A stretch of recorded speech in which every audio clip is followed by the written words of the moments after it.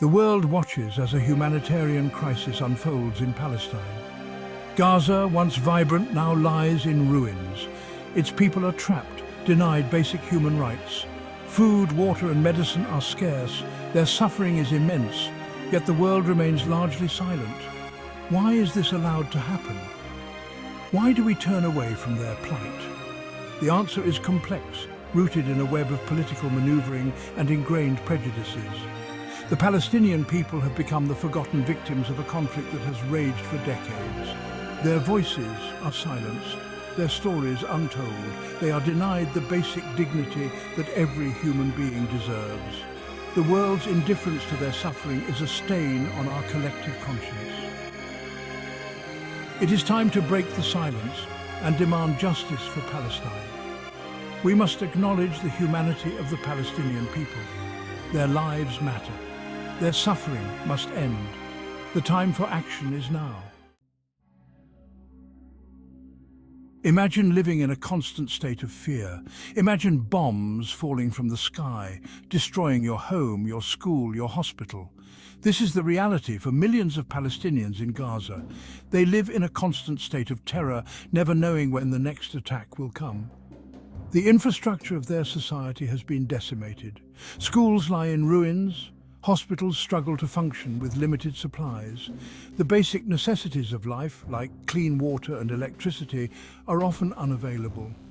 Children grow up too fast, surrounded by death and destruction. Their childhoods are stolen, replaced by trauma and fear. The psychological scars of this conflict will last for generations.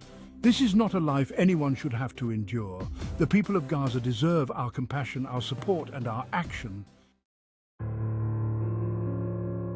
The mainstream media plays a powerful role in shaping public opinion. Unfortunately, when it comes to Palestine, the media often fails to present a balanced and accurate portrayal of the conflict. Palestinian voices are marginalized, their narratives silenced. The suffering of the Palestinian people is often minimized or ignored altogether. When it is covered, it is often framed in a way that favors the Israeli narrative. This biased reporting contributes to a lack of empathy and understanding among the general public. The media has a responsibility to report the truth, no matter how uncomfortable it may be. They must challenge the dominant narrative and give a voice to the voiceless. Only then can we hope to create a more informed and compassionate public that demands justice for Palestine. Section 4. Muslims are not terrorists. The Israeli-Palestinian conflict is often painted as a religious war, a clash between Muslims and Jews. This is a dangerous and simplistic narrative that fuels Islamophobia and prejudice against Muslims around the world. The conflict is not about religion, it is about land, power, and human rights. The Palestinian people are fighting for their right to self-determination, their right to live in freedom and dignity in their own land. To equate their struggle with terrorism is not only inaccurate, but also deeply offensive.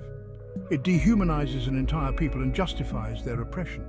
We must reject this false narrative and recognize the Palestinian struggle for what it is, a legitimate fight for freedom and justice.